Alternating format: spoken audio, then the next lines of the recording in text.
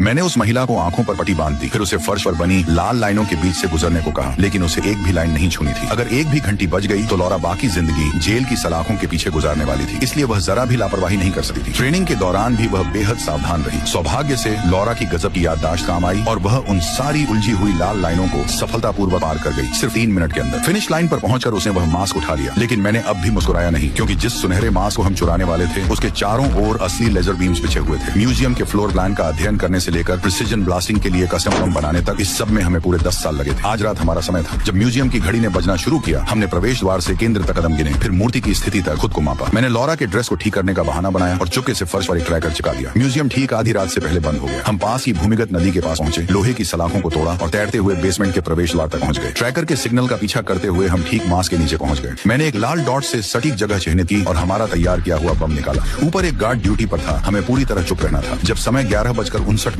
हुआ, मैंने विस्फोट के लिए तैयार होकर खड़ा हो गया। मुझे मध्य रात्रि की घंटियों की आवाज में विस्फोट की आवाज छिपानी थी, ताकि गार्ड को पता न चले।